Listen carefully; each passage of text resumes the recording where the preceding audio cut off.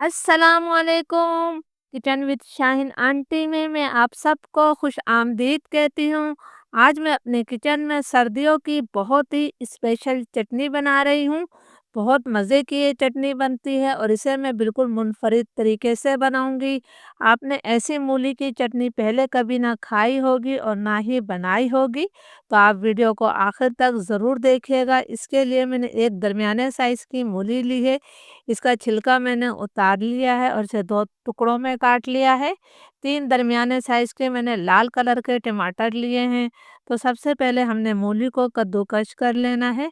जब आप मूली को कद्दूकस करेंगे तो आपकी चटनी का ज़ायका कई गुना बढ़ जाएगा। मूली को मैंने कद्दूकस कर लिया है, तो चलिए चटनी बनाना शुरू करते हैं। मूली की जायकेदार चटनी बनाने के लिए हम कुछ मसालों को ड्राई रोस्ट करेंगे। 1 चाय का चम्मच भरकर मैंने साबुत धनिया लिया है। 1 चाय का चम्मच ही मैं इसके अंदर सफ़ेद ज़ीरा शामिल कर रही हूँ। 8-10 हम इसके अंदर काली मिर्चें डाल देते हैं।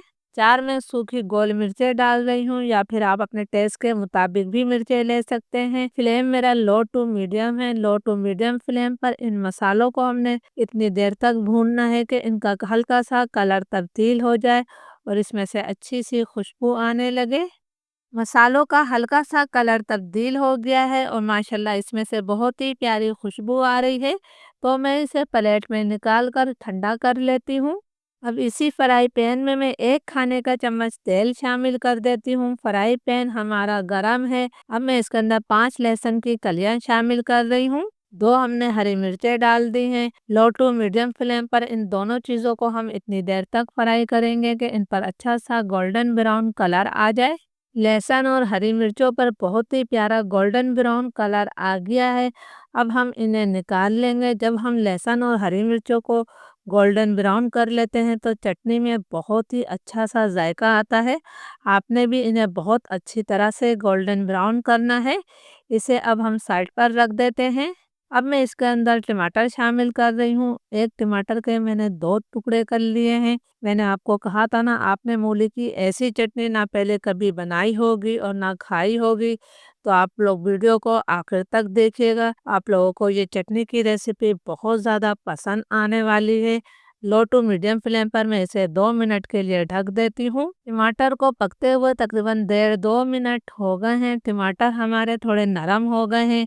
तो अब मैं इनकी साइड को तब्दील कर रही हूँ। आप देख सकते हैं ये थोड़े नरम हो गए हैं। हम तमाम टमाटर की साइड को तब्दील कर देंगे और इसे ढककर दोबारा दूसरी तरफ से भी 1.5-2 मिनट तक पकाएंगे, ताकि इसका छिलका और टमाटर दोनों ही बहुत अच्छी तरह से नरम हो जाए। दूसरी तरफ से भी टमाटरों को पकते हुए 2 मिनट हो गए हैं। टमाटर हमारे बहुत अच्छी तरह से नरम हो गए हैं। इनका छिलका भी अलग होने लगा है। मैं आपको दिखाती हूँ कि इसका छिलका कितना नरम हो गया है, आसानी से अलग हो रहा है।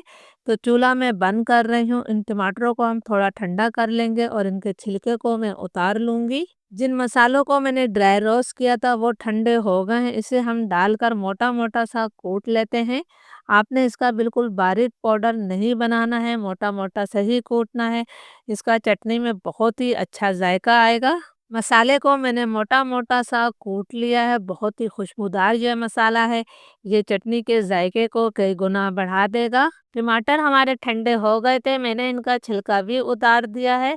इसे हम जो है ग्राइंडर जार में डाल रहे हैं। ये मैंने तमाम टमाटर जो है शामिल कर दिए हैं जार में। लहसुन और हरी मिर्चों को जो हमने ब्राउन किया था वो डाल देते हैं। 1 मुट्ठी में इसके अंदर हरा धनिया शामिल कर रही हूँ। हमने जो मूली को कद्दूकस किया था ये तमाम मूली भी मैं डाल देती हूँ। बहुत ही जायकेदार हमारी चटनी तैयार होने वाली है। इसे मैं सिर्फ दरदरा सा पीसूंगी, बारीक पेस्ट नहीं बनाना है। चटनी को मैंने दरदरा सा पीस लिया है, बिल्कुल बारीक पेस्ट नहीं बनाया है। आप देख सकते हैं कि इसके अंदर मूली के थोड़े थोड़े से टुकड़े आपको नज़र आ रहे हैं। अब मैं इसके अंदर कुछ और चीज़ें शामिल करूँगी। 1 खाने का चम्मच मैं इसके अंदर नींबू का रस शामिल कर रही हूँ। आधा चाय का चम्मच हम काला नमक डाल देते हैं। आधा चाय का चम्मच में रेगुलर नमक शामिल कर रही हूँ। अगर आपके पास काला नमक नहीं है तो आप अपने टेस्ट के मुताबिक सिर्फ रेगुलर नमक शामिल कीजिएगा। एक छोटी सी प्याज को मैंने बिल्कुल बारीक चॉप करके शामिल किया है। और ये रहा वो मसाला जिसे हमने ड्राई रोस्ट करके मोटा मोटा सा पीसा था। अब मैं तमाम चीज़ों को मिक्स कर देती हूँ। बहुत ही मज़ेदार ये चटनी तैयार हुई है, जिसे खाकर आपका पेट भरेगा लेकिन दिल नहीं भरेगा।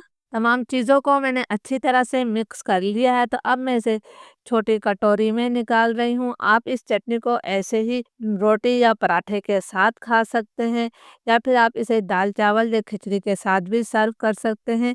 ये चटनी इतने मज़े की है कि आपका पेट तो भर जाएगा लेकिन दिल नहीं भरेगा। सब सालन छोड़कर इस चटनी से रोटी खाना पसंद करेंगे। ज़रूर इस रेसिपी को ट्राई कीजिएगा। इजाज़त दीजिए, अल्लाह हाफ़िज़।